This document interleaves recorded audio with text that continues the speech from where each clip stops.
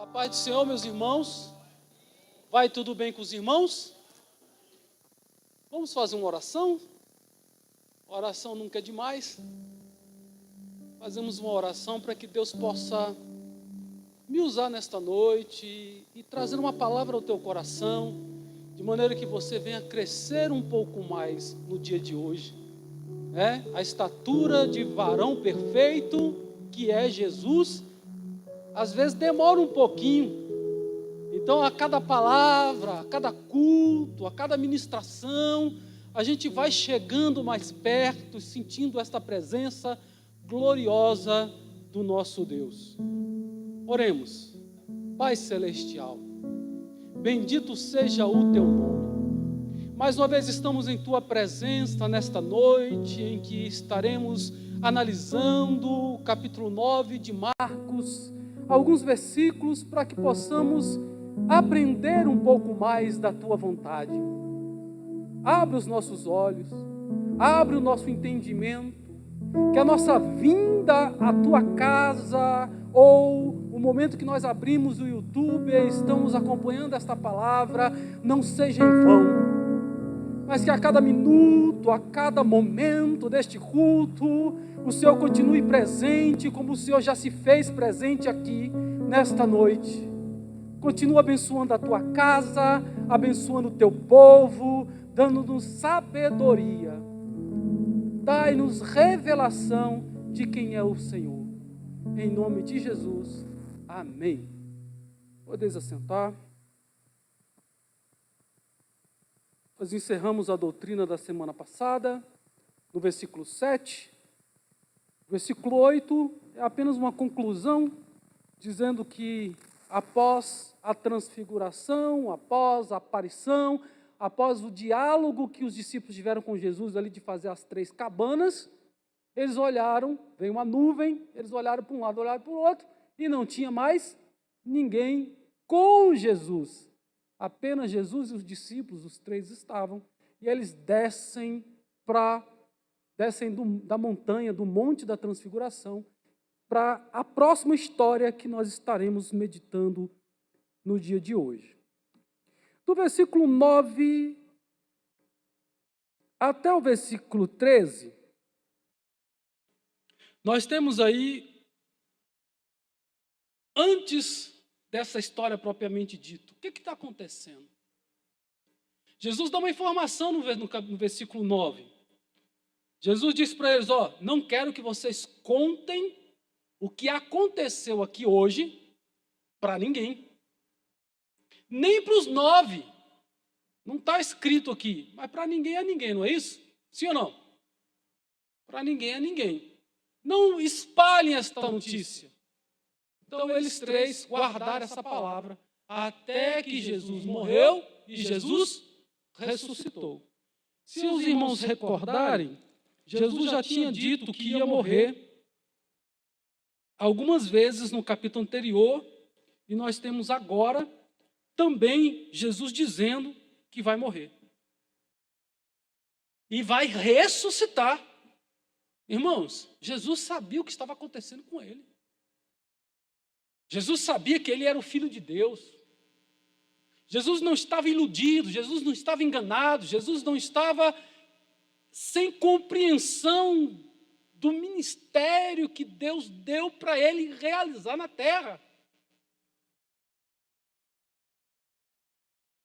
Satanás não venceu quando Jesus morreu na cruz do Calvário.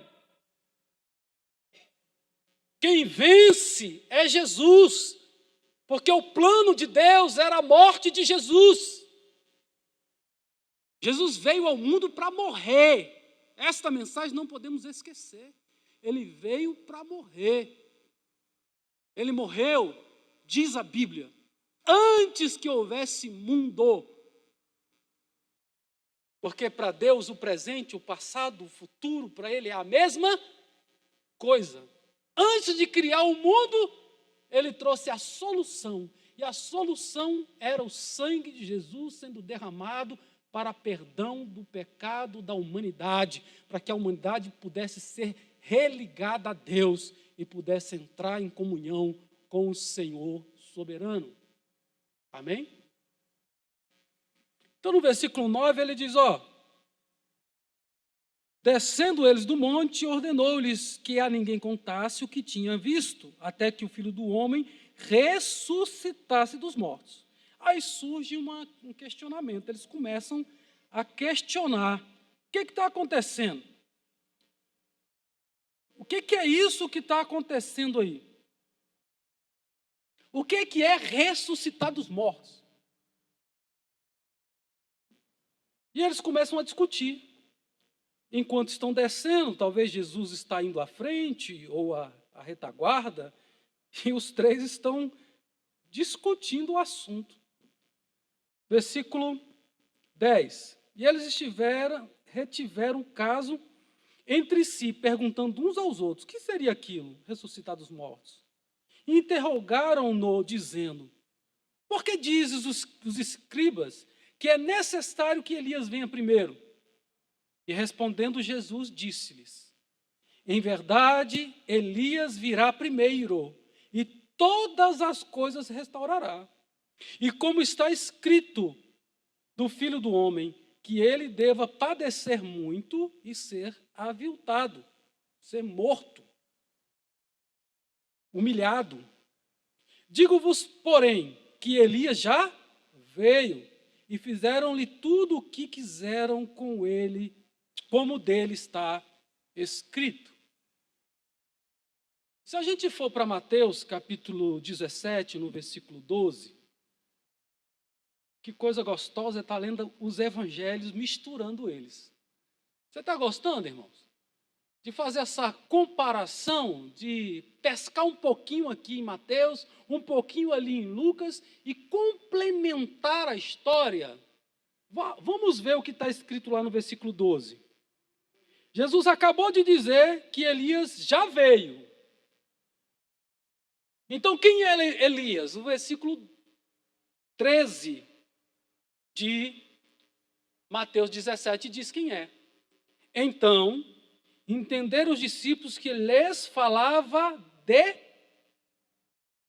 João Batista. João Batista é o Elias que havia de vir. E ele veio com algumas características, já estudamos sobre João Batista, ele veio com algumas características semelhantes, a forma de vestir, a forma de comer, a forma de proceder em alguns momentos. Ele trouxe essa unção de Elias, trabalhou como se fosse o precursor do Messias. E quando Jesus chegou, ele não teve ciúme de Jesus. É necessário que ele cresça e que eu diminua. Então ele foi um grande homem de Deus. Jesus chega a dizer que ele foi o maior profeta que existiu. Amém. Chegamos na doutrina preparada para hoje, que é exatamente versículo 14 até o versículo 29. Então nós vamos começar com o primeiro texto que enviei hoje aí nas nossas redes sociais, aí no WhatsApp. Está até compartilhado aí no YouTube, no Facebook, melhor dizendo, Facebook e Instagram. A primeira mensagem que eu escrevi foi divergências e similitudes. Eu estou querendo pegar uma discussão que está havendo aqui do versículo,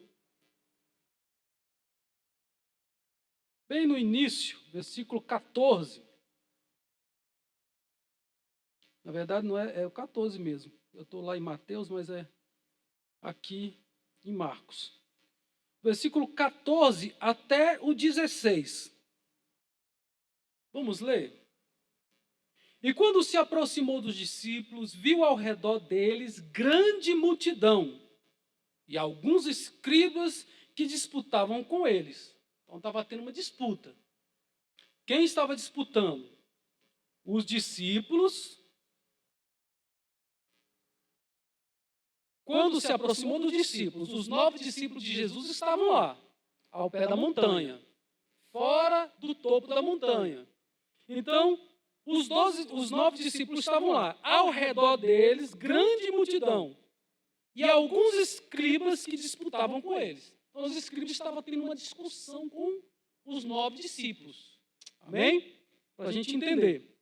E logo toda a multidão vendo, ficou espantada. Vendo quem? Jesus. E correndo para ele, o saudaram.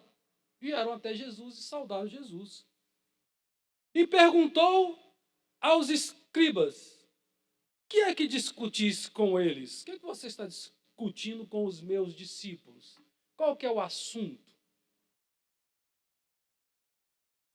E eu escrevi: divergências e similitudes.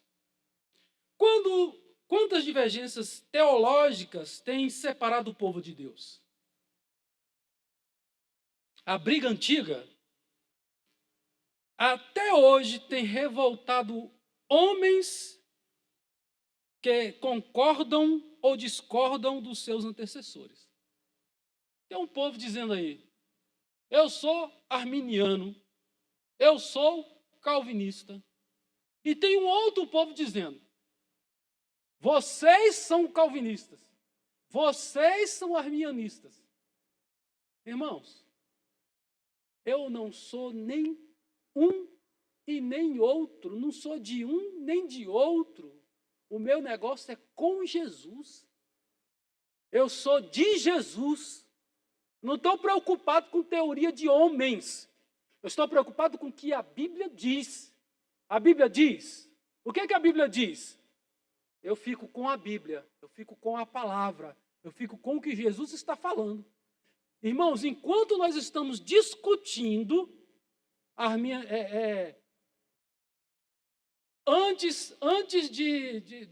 Jesus vai voltar, vai arrebatar a igreja, não vai arrebatar a igreja, vai ser antes da grande tribulação, vai ser no meio, vai ser depois, e fica com aquela confusão toda. E as pessoas estão indo pro inferno. E às vezes a nossa discussão, além de não ser benéfica para nós, ainda causa escândalo, porque os cristãos não se unem. Mas os demônios estão aí, unidos aí. Os escribas vão se juntar com os fariseus, vão se juntar com os herodianos, vão se juntar com os saduceus, tudo contra Jesus. Parece que nós estamos do mesmo jeito. Se Jesus viesse hoje, irmãos, você iria parar para escutar o sermão dele? Sabendo quem ele é com antecedência, você diria sim. Mas se ele chegasse hoje, nós iríamos crer nele como aqueles discípulos creram, ou nós seríamos como os fariseus, como os fiscais da Bíblia? Porque tem muito crente, muitas igrejas, que eles são apenas fiscais. Eles nem entram no céu e nem deixam os outros entrar no céu. Vamos deixar de coisinha, de conversa tola. Enquanto perdem tempo com questionamentos inúteis, as almas dos homens que não conheceram a Deus vão a passos largos em direção à perdição. Jesus continua nos perguntando, para mim e para você, o que é que discutis com ele? O que é que você está discutindo com seu irmão? Qual é o assunto que você está discutindo um com o outro? Na consagração? No culto de doutrina? O que é que está te incomodando? O que é que está te auxiliando a fazer a obra de Deus? Nós estamos nos preocupando com o mais importante ou não? Eu escolhi um versículo que considero algo que todas as igrejas cristãs acreditam nele. Era para acreditar em toda a Bíblia, né? Mas tem uns que puxam a Bíblia para um lado, puxam para o outro. Às vezes interpretam de acordo com seu umbigo, ou segundo a lente de um teórico e esquecem de viver o Evangelho, de amar a Deus sobre todas as coisas, de se entregar a Jesus Cristo, o único Salvador, a se renderem ao Espírito Santo, ao trabalhar, ao farfalhar da sua luz, do seu fogo espiritual, que nos queima e nos limpa e nos purifica e nos transforma diante da ferramenta de Deus que picota e quebra coração de pedra e transforma o coração num coração de carne. Aquilo que é essencial no Evangelho, precisa ser o nosso alvo, o nosso foco. E o versículo que eu escolhi foi João, capítulo 17, versículo 3, que diz assim: e a vida eterna é esta, que te conheçam a ti só, por único Deus verdadeiro, e a Jesus Cristo a quem enviastes. E aí eu concluo com o último parágrafo que diz assim: Deus planejou a salvação antes da fundação do mundo. Cordeiro de Deus que tira o pecado do mundo, Jesus Cristo, morreu na cruz, consumando o plano da redenção. O Espírito da verdade, o Consolador, é o único capaz de transformar o pecador arrependido na imagem perfeita de Jesus, tornando-o em morada de Deus, no templo do Espírito Santo. Louvado seja o nome do Senhor. E aí tem um versículo em 1 Coríntios, capítulo 3, versículo 3 e o 6, que trabalha esse texto. Paulo está falando exatamente disso, de um grupo de pessoas que estavam quase que brigando uns com os outros. Eu sou de Paulo, eu sou de Apolo. E Paulo diz: por que ainda sois carnais? Vocês estão discutindo? Jesus não é a mensagem que sai dos lábios de vocês? Então vocês são carnais, Paulo diz para aqueles irmãos. Pois havendo entre vós inveja, contendas e dissensões, não sois porventura carnais, e não andais segundo os homens, eu plantei, Apolo regou, mas Deus deu o crescimento. Amém? Isso é evangelho, irmãos. Esse negócio de ficar tomando partido de... Nós temos que declarar quem é Deus. Declarar quem é Jesus. Para mim. Quem Ele é para mim. Você já confessou quem é Jesus para você? Nas suas orações? Ele é um tesouro para você? Tem várias parábolas comparando Jesus, o reino de Deus como um tesouro. Como alguém que vende tudo que tem para comprar um pedaço de terra, porque naquele terreno tem um tesouro. Abra mão do que os outros dizem, abra mão de visão teológica, abra mão de tudo. Olha para Jesus, olha para Ele. Usa Jesus como a régua de medir. Não medir os outros, mas meça você mesmo. Seja parecido com Jesus, ande como Jesus andaria, fale como Jesus falaria. Essa é a meta do crente verdadeiro, do crente que quer andar com o Senhor e ir para o céu. Amém? Então Jesus pergunta aí para aquelas pessoas: o que você está discutindo aí? E aí um homem da multidão já vai falando o que está acontecendo. Versículo 17. E um homem da multidão, respondendo, disse. Antes dele falar, Mateus vai dizer, no versículo 14, que esse homem se colocou de joelho. Ele se prostra. Ele se ajoelha diante de Jesus e chama ele de Senhor. Em Lucas, ele chama ele de mestre. Tanto Senhor como Mestre está atribuindo a Jesus algo que os escribas não atribuiriam.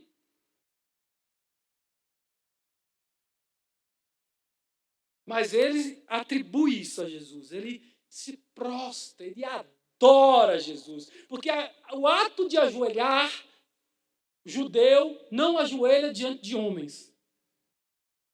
Judeu, depois que eles foram para Babilônia e retornaram, nunca mais se prostraram diante de homens. A maioria não foram mais idólatras. Se resguardaram da idolatria. Então, esses homens aqui não se dobrariam diante de Jesus se Jesus não fosse o Messias. Se Jesus não fosse Senhor. Se ele não reconhecesse como Filho de Deus. Se ele não reconhecesse como prometido das nações, ele não se prostraria diante dele. Jesus, em várias ocasiões, homens e mulheres se prostraram diante de Jesus, adoraram Jesus, e Jesus não repreendeu, porque Jesus é digno de adoração, louvado seja o nome do Senhor. Ele é Deus, Ele é o nosso Senhor, Ele é o Salvador. Amém? Então Jesus está aí, se colocando, este homem se prostra, se lança aos seus pés. Está havendo discussão. Um homem precisando de milagre. Um homem precisando de cura. Os demônios querendo destruir a vida do jovem. Fazendo convulsionar. Jogando ele na água, no fogo. Querendo destruir, querendo matar aquela criança. E os discípulos discutindo com os escribas. Vamos evitar contendas, discussões que não levam a nada. E aquele homem, aqui em Marcos, chamando Jesus de mestre, lá em Lucas, melhor dizendo, vai dizer que ele é filho único. O homem está desesperado, o pai está aflito, ele tem uma dificuldade. Ele tem algo que está acontecendo e ele deseja solução para aquele problema. E o único filho dele tem dificuldades. Está sendo oprimido pelo diabo. Oprimido pelos demônios. E nós vamos aprender com este homem também. O que está acontecendo? Às vezes entramos nessa discussão, né? Enquanto eles estão discutindo, aquele jovem está oprimido, precisando de ajuda, e as pessoas estão discutindo coisas infrutíferas, coisas que não levam a nada. Versículo 18.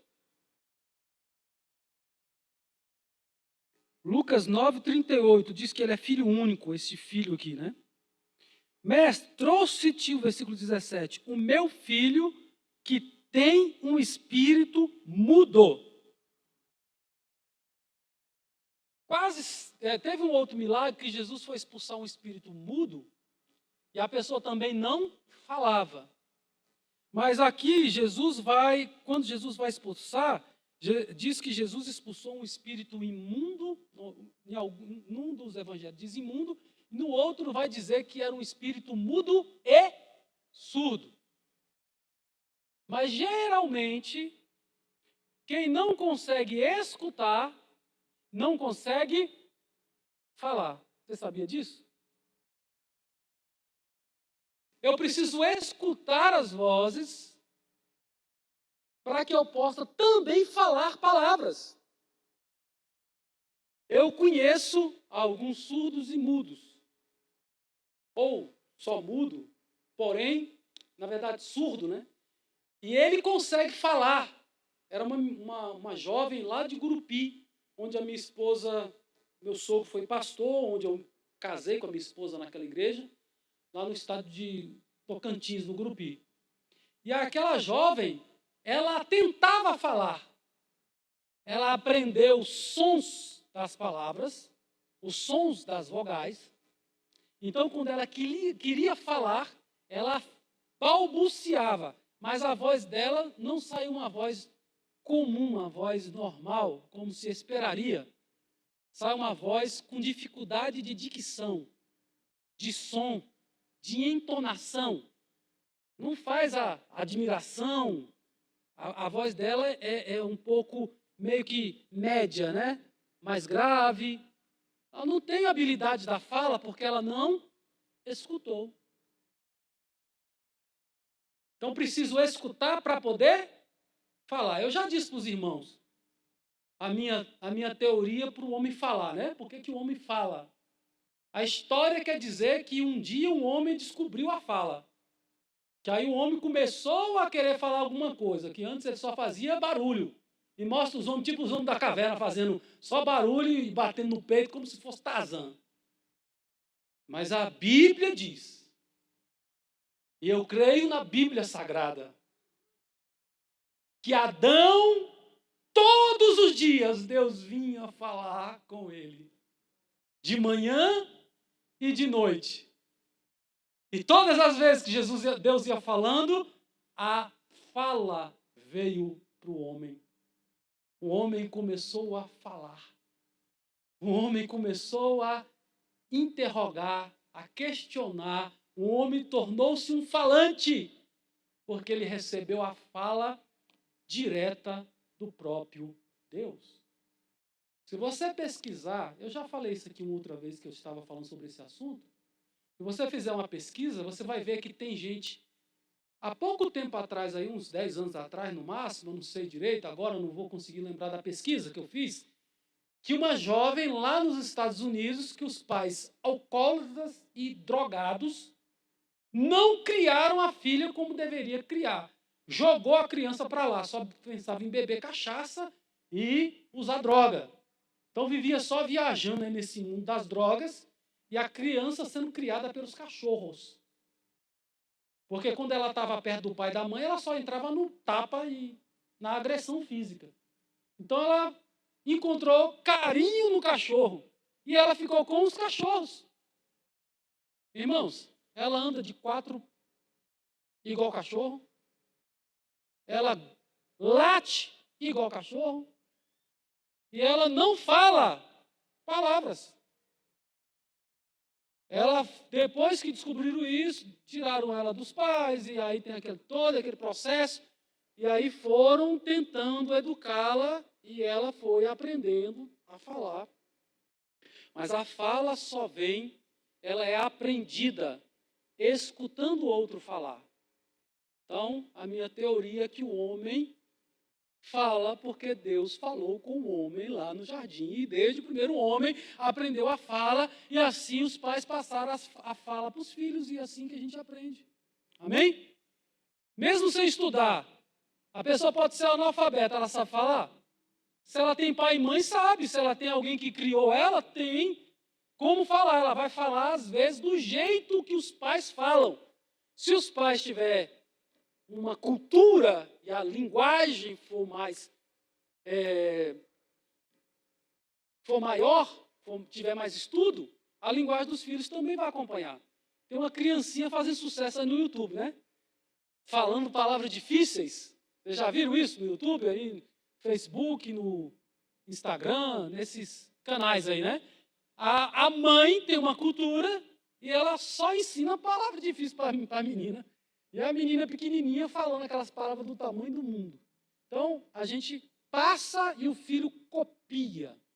Amém? Vamos retornar aqui para a palavra. Então, no versículo 38 do capítulo 9, diz que esse menino é um filho único.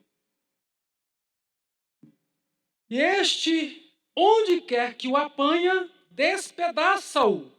E ele espuma e range os dentes e vai se secando.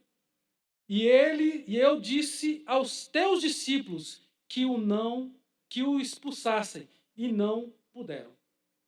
Aqui tem algo para mim, para você, como obreiro, como homem de Deus, como cristão. Uma vez ou outra, nós paramos diante de algo que nós somos limitados. Os discípulos eram limitados. Há algumas limitações que é necessário a gente fazer alguma coisa para poder aprender, para poder melhorar. O caso aqui, a gente vai entender depois, que era a falta de oração e jejum. Que aquele tipo de demônio só pode ser expulso através de uma vida consagrada.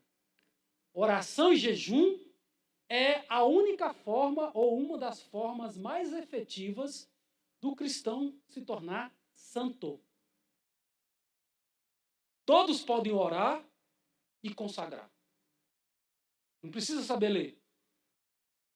Não precisa ter estudo. A consagração é um ato que o crente que louva precisa fazer. Que o crente que prega precisa fazer.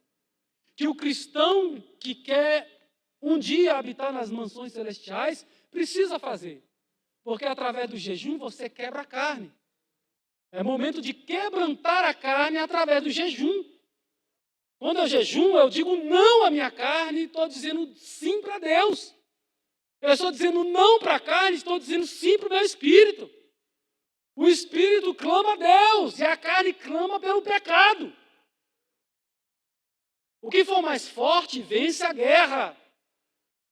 Se eu fortalecer só a carne, assistindo só pornografia, assistindo só filmes e coisas do mundo, sem se preocupar com uma mensagem que edifica a vida, por que o cristão é uma pessoa diferente?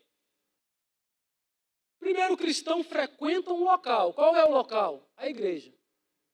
O certo na igreja é ter mensagens que sejam mensagens bíblicas, que revela quem é Deus, que revela quem é Jesus, que revela quem é o Espírito Santo, que repreende o pecado, que diz para a gente evitar o pecado.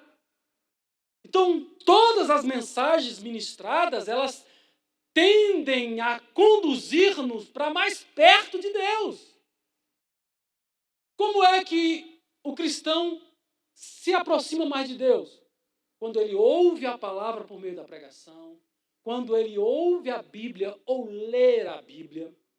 Eu tinha uma senhora que frequentava a igreja, na outra igreja que eu pastoreei. Já falei para os irmãos aqui, eu conheci ela com 92 anos e a última vez que eu estive com ela, ela tinha 103 anos. E ela faleceu esse ano, em janeiro. 103 anos de idade. Então ela não podia ler mais, ela já não enxergava. Ela escutava através de um aparelhinhozinho que botava aqui para escutar, mas ela escutava. E ela ouvia a Bíblia, deu um CD para ela da Bíblia. Falei, aqui está, aqui para só escutar a Bíblia. Irmãos, ela citava salmos completos. Ela só citava capítulo completo. Se a tua vista acabar, se você ficar cego, o que você guardou da palavra de Deus?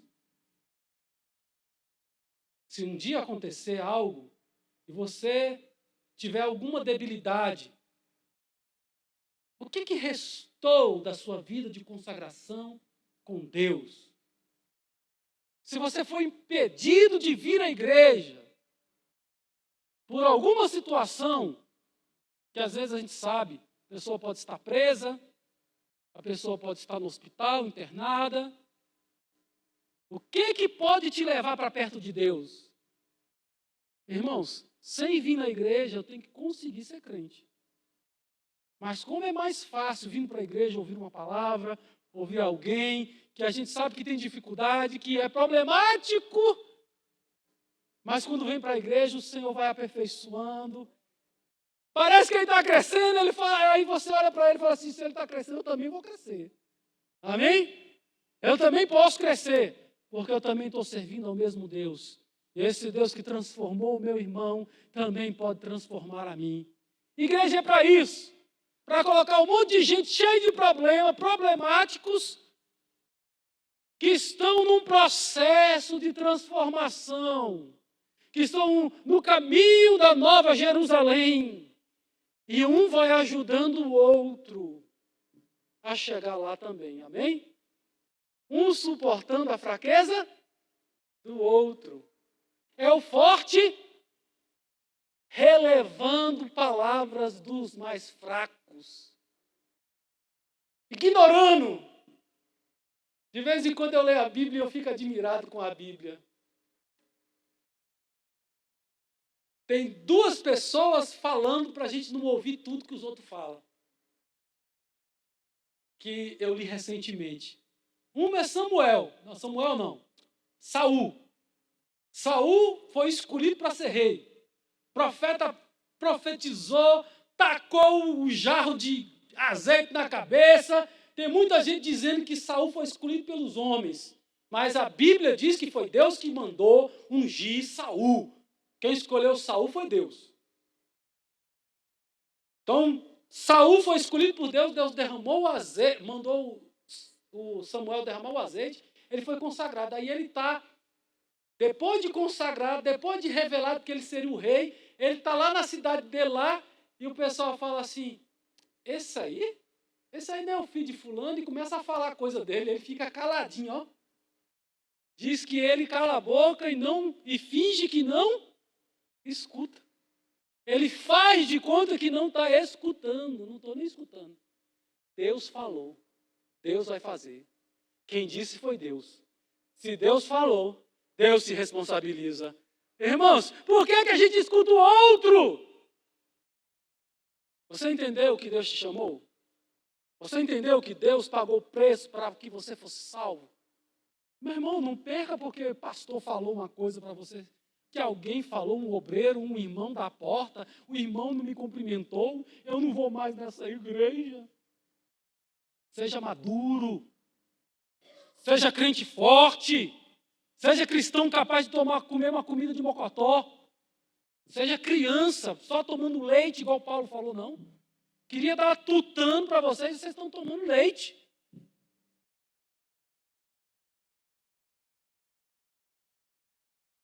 O diabo está destruindo uma vida. No capítulo 19, no versículo 19, Jesus diz assim, e ele respondendo lhe disse, ó geração incrédula. Quem é a geração incrédula? Quem é? Tem 3 grupos ali. Tem os discípulos, tem a multidão e tem o pai. Quem é a geração incrédula? Todos que estão escutando a palavra, até eu e você, se não estiver entendendo direitinho aqui o que é, somos a geração incrédula. É claro que essa palavra foi dita para aquelas pessoas que estavam ouvindo. Os discípulos não conseguiram expulsar. O próprio pai também tinha suas dificuldades. Estava levando o problema e dizendo, os seus discípulos não conseguiram. E o senhor pode fazer alguma coisa? O senhor pode ajudar? Socorre-me! E Jesus disse, até quando estarei convosco? Até quando vos sofrereis ainda? Trazei-mo. Aí eu vou para o segundo texto que eu escrevi.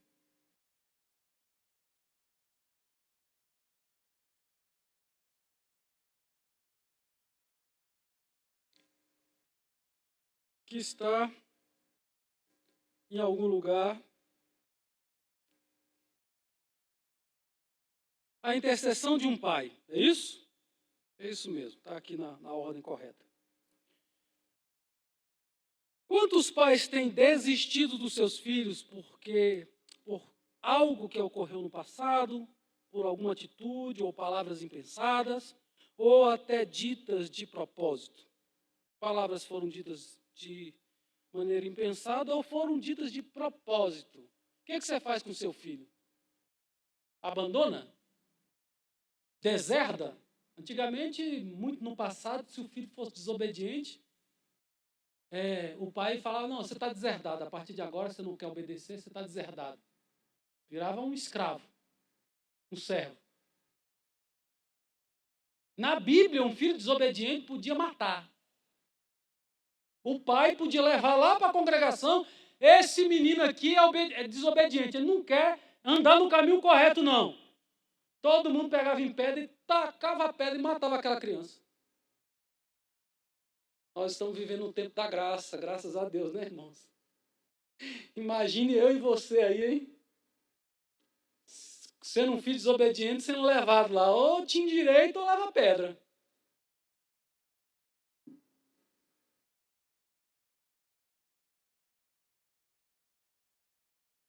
O que nós vamos fazer? Abandonar os nossos filhos? Às vezes um filho pega uma gravidez e o pai vira para o filho e fala assim, você não é mais meu filho. Vocês nunca ouviram falar? Na década passada, agora, não faz muito tempo não, 10, 15 anos, se alguém engravidasse dentro de casa lá, o que acontecia com ela? Muitos pais botavam para fora de casa. Uai, voltou atrás, anulou, desfez tudo. Não é filho mais não? Hoje tem gente tratando cachorro como filho, filho como cachorro. Está tudo invertido. O bem chama de mal, o mal chama de bem. E você, o que vai fazer? Que você possa aprender as lições valiosas de um pai desesperado, que ao invés de desistir do seu filho, resolveu clamar a Jesus. Amém? Quais são as lições? Primeira lição, ele foi perseverante. Esse homem leva o seu filho aos discípulos, os discípulos não puderam fazer nada, não puderam curá-lo. Ele desistiu? Não. Ele agora vai até Jesus. Ele podia ter falado assim, esses 9 não deu conta, agora está vindo 4 ali, vai resolver meu problema? O problema é que entre os 4 tinha Jesus, e Jesus é aquele que resolve os nossos problemas. Tem muito crente querendo que o pastor resolva o problema dele no gabinete em uma noite, em 1 hora de conversa. Passou meses e anos metendo a mão pelos pés, fazendo tudo errado, pecando, acontecendo, desobedecendo a Deus, desobedecendo a pai e mãe, sendo adúltero. E numa horinha que o pastor já faz quase que igual um benzer logo e jogar uma água benta nele para ver se resolve.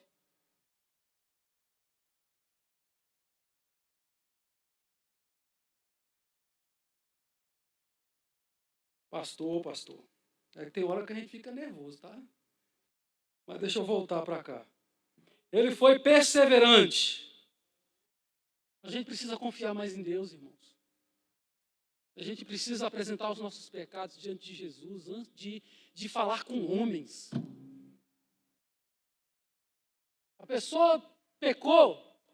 O primeiro que você tem que falar é com Jesus, meu irmão. Com Deus. Arrependa-te. Não pratica de novo. Aí depois você pode falar para homens. De preferência, não para qualquer pessoa. Fala com o seu pastor. Porque depois que você vem resolvido, como é gostoso falar com alguém que está arrependido. Você sabia que dá para saber? Tem crente que conversa com você, você percebe que ele está arrependido. Tem crente que fala com você, parece que ele comeu uma balinha ontem. Não foi pecado, foi só uma balinha que ele comeu. Foi uma comida que ele comeu e deu má digestão. Ele conta como se fosse nada.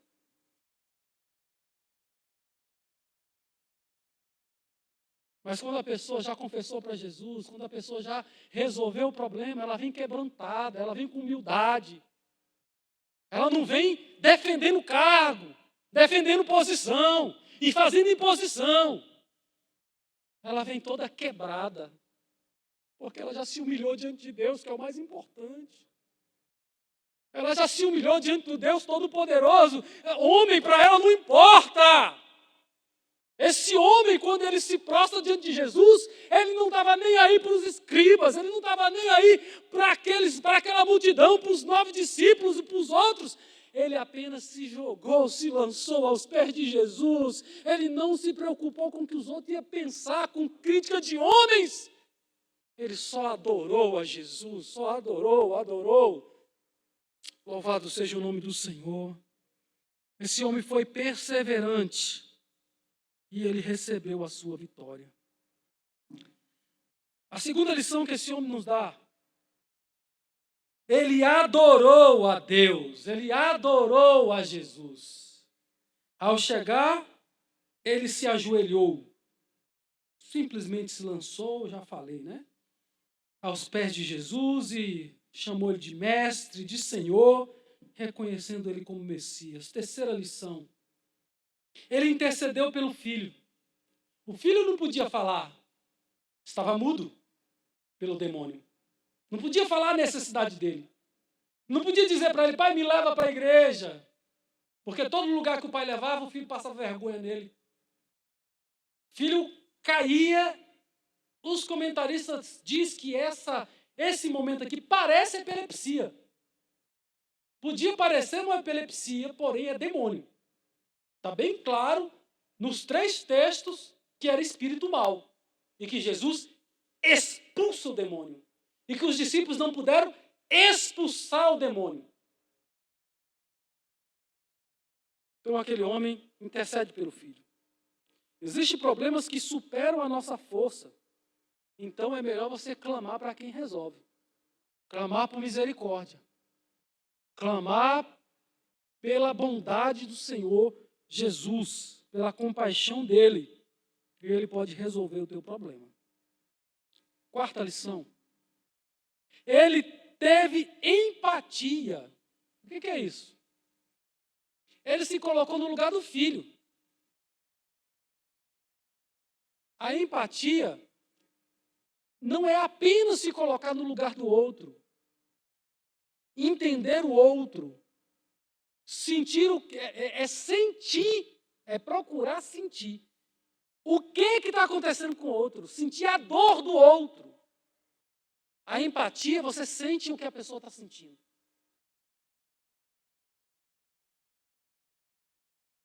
Aquele pai sentia a dor do filho. Isso fica claro quando ele diz a Jesus: tem compaixão de nós. Socorre-nos. Ajude-nos. O plural significa que o problema do filho também era problema do pai. Porque tem pai e mãe que diz o seguinte: o problema é dele. Eu criei até aqui, eu fiz o que pude fazer, daqui para frente ele se vira. Ei, Deus está falando com você nesta noite. Que conversa é essa? É para a gente sentir a dor. É para a gente sentir a dificuldade. Ele está nessa situação, muitas vezes pode ser opressão do diabo. Pode ser coisa maligna. E você tem sabedoria de Deus. Ao invés de jogar e desistir do filho, nós vamos continuar orando, vamos continuar pagando o preço. Senhor, eu não tive filho para vergonha, mas eu tive filho para a glória de Deus. E a gente possa se apossar desta herança que Deus nos deu, irmão. A Bíblia diz que os filhos são herança. Você vai fazer o quê? Qual a herança? Jogar fora? Cuide daquilo que Deus te deu. Então, essa palavra no plural indica que o problema não era só do filho, mas também o pai sofria com aquela situação. Que a gente possa se colocar no lugar do outro e compreender o que está acontecendo. Amém?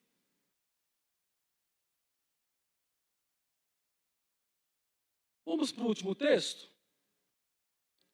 Ele abrange a palavra, tá, irmãos? Esses textos que eu escrevo são meditações em que eu estou remoendo a palavra e tentando condensar a palavra. Vamos ver o que Jesus é capaz de fazer. O Pai nos ensinou a ir até Jesus, a interceder, ser perseverante, adorar a Jesus e ter empatia. Chegou a Jesus, o que Jesus pode fazer por nós? Vamos lá? Primeiro, Jesus ouve o nosso clamor. Primeira coisa. Jesus escuta a sua voz. Jesus escuta a sua oração. Deus está ouvindo você falar. Irmãos, o nosso Deus, ele não precisa de marcar audiência com ele, não. Não é igual o pastor que você tem que marcar hora para falar. Tem que pegar fila para falar às vezes. Tem dia que às vezes tem que pegar fila. Esperar o outro terminar para você falar comigo. Não precisa. Com ele é só dobrar o joelho, com ele é só fechar os olhos, é só ligar o pensamento no Pai, é só pensar no céu. Você já está no trono da graça, louvado seja o nome do Senhor. Você já está diante daquele que resolve o seu problema. Diante do clamor de um pai desesperado, Jesus se sensibiliza e o ajuda. Da mesma forma que Jesus ajudou este homem, se nós clamarmos a Deus com sinceridade, Ele nos ouve e nos socorre. Quando Jesus disse, traze-mo, estou usando um versículo. O último versículo que eu li termina com traze-mo. Quando Jesus disse isso, o que Jesus está querendo dizer? Jesus demonstrou interesse por nossos problemas. Quando o homem apresentou a causa, o homem fez a oração, expôs o seu problema, abriu o seu coração. Jesus falou, traz esse rapaz para mim, traz o seu problema para mim. O que é? Traz aqui. O problema agora é meu. E durante o diálogo aqui, no versículo 21, no versículo 20, o homem está explicando o que acontece. Joga no fogo, joga na água, quer matar e tal. No versículo 21, Jesus pergunta para o pai, quanto tempo há que se sucede isso? E ele disse-lhe, desde a infância, desde neném, desde que nasceu, o menino dá esses ataques aí. Jesus se interessa por mim, se interessa por você. Quando nós estamos contando o nosso problema para Deus, através da oração, que é por meio da oração que a gente fala com Deus. E é por meio da leitura da Bíblia que Deus fala comigo. O diálogo é estabelecido quando o crente lê a Bíblia e dobra os seus joelhos e vai orar. Quando o crente lembra da palavra de Deus e fala, na tua palavra diz isto. E aí você começa a falar com Deus a sua necessidade. Você começa a buscar aquilo que Deus diz, aquilo que você está dizendo, e você começa a despertar a sua fé e desejar alcançar a vitória, alcançar a solução do seu problema. E Deus pode fazer milagres ainda hoje. Segundo, Jesus disse, se tu podes crer, versículo 23, aquele homem continua a explicar o que está acontecendo com o seu filho. E no versículo 23, Jesus fala, se tu podes. Porque ele está fazendo a pergunta para Jesus aqui, né? Que ele vem para destruir. Versículo 22. Mas se tu podes fazer alguma coisa, seus discípulos não puderam fazer. Mas se o Senhor puder fazer, faz alguma coisa. Me ajuda. Me socorre. Aí Jesus fala, se você crer, você precisa crer. Se você crer, tudo é possível ao que crê. Você podia dar glória a Deus nessa, né? Tudo é possível. Quem está falando é Jesus. Tudo é possível quando você crê. Quando você busca com um coração sincero. Deus pode fazer coisas, irmãos, extraordinárias. Você pode experimentar, irmãos, uma vida totalmente diferente. Você não precisa passar pelos mesmos erros dos seus pais. Você não precisa ser igual aquele outro ou aquela outra pessoa que passou por aquela coisa daquele jeito e agora fracassou no casamento, agora o casamento acabou. O seu casamento não vai acabar se você permanecer nos pés do Senhor. Com você vai ser diferente. Alguns disseram para mim muito tempo atrás, quando eu era solteiro, esse aí vai ser cachaceiro igual o pai dele. Mas o Senhor teve misericórdia, eu me aproximei dele.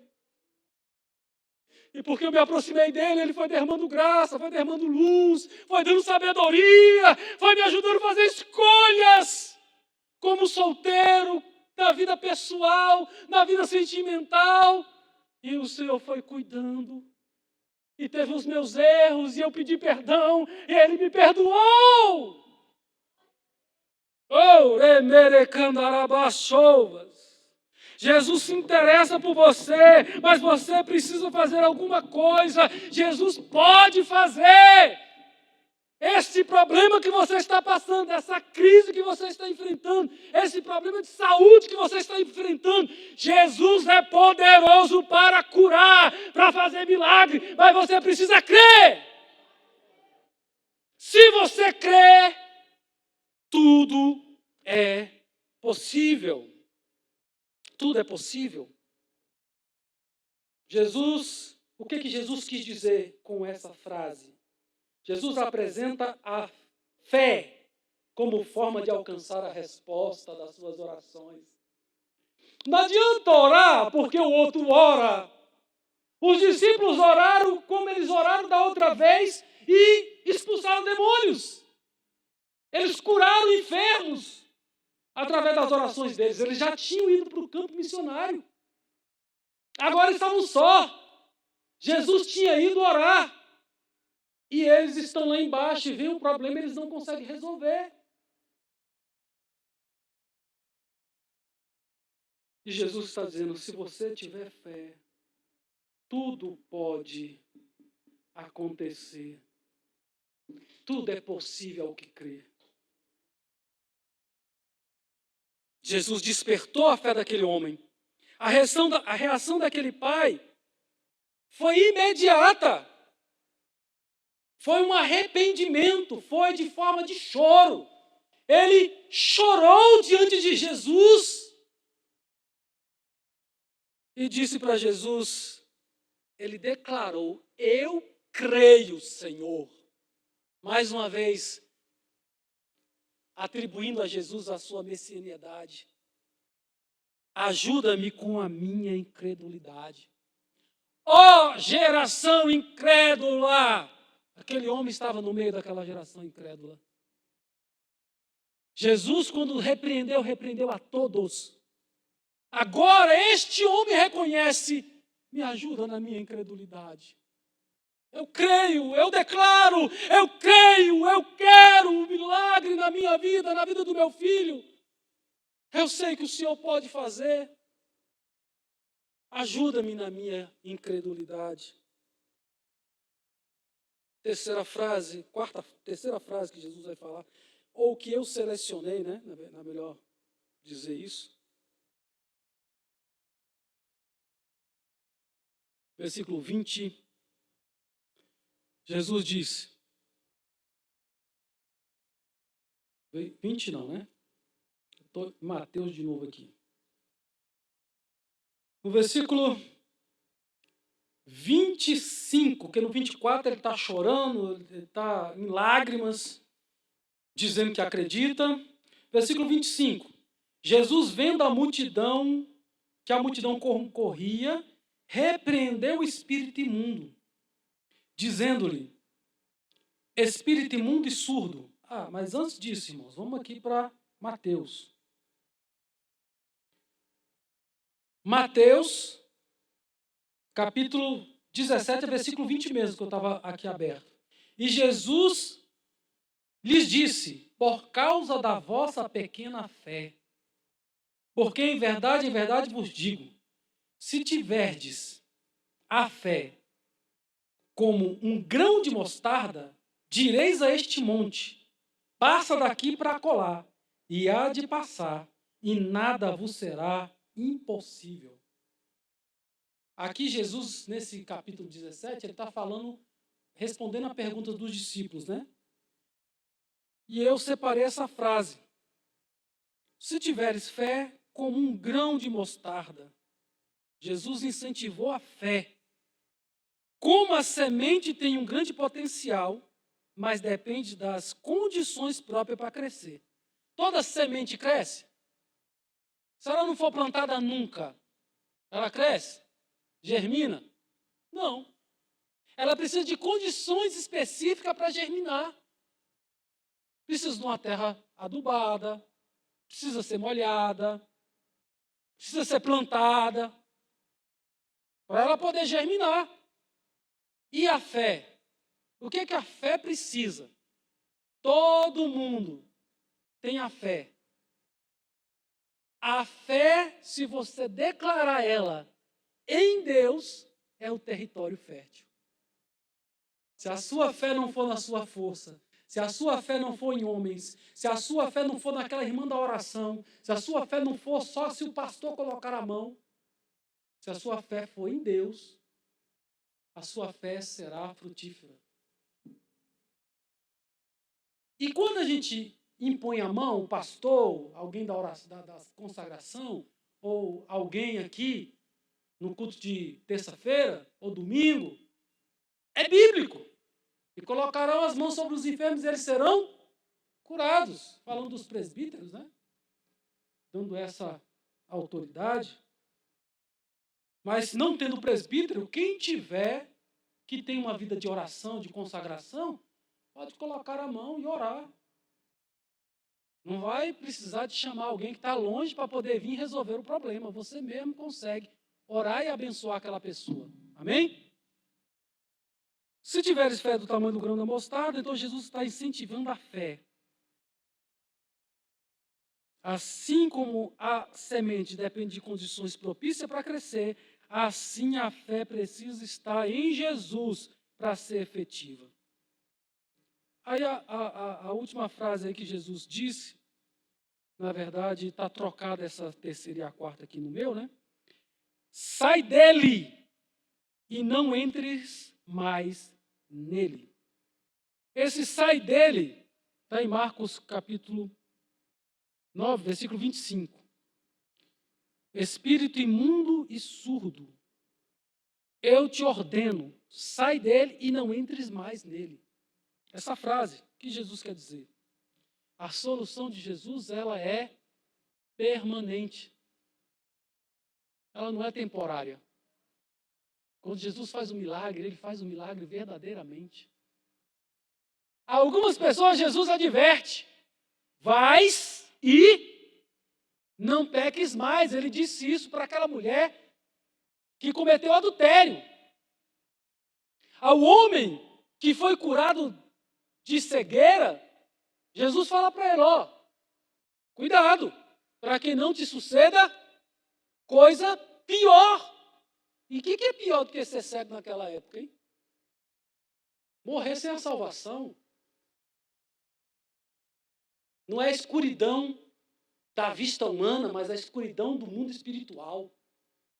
Porque quando Jesus cura no físico, ele quer curar a alma. Ele faz um bem no físico, mas ele quer fazer um bem para a tua alma, para o teu espírito. Ele quer salvar você. Amém? Equipe de louvor, por favor. A solução de Jesus é poderosa e definitiva. Jesus disse-lhe, por causa da vossa incredulidade. Jesus repreende os discípulos, dizendo, vocês não tiveram fé. E o outro texto vai dizer, a casta demoníaca que vocês estavam querendo expulsar, precisa de orar e jejuar. Só assim vai acontecer a libertação. Amém? Deus abençoe os irmãos, em nome de Jesus. Aqui no capítulo 9 de Lucas, versículo 43, todos pasmaram da majestade de Deus, estavam admirados do poder que estava em Jesus. Você também fica admirado, irmãos? Essa história está aqui na Bíblia para aumentar a minha e a sua fé. Quando você deparar com dificuldades, crê que Jesus é a solução, que Jesus é poderoso para fazer o milagre na sua vida, na sua casa. Em nome de Jesus, Deus abençoe.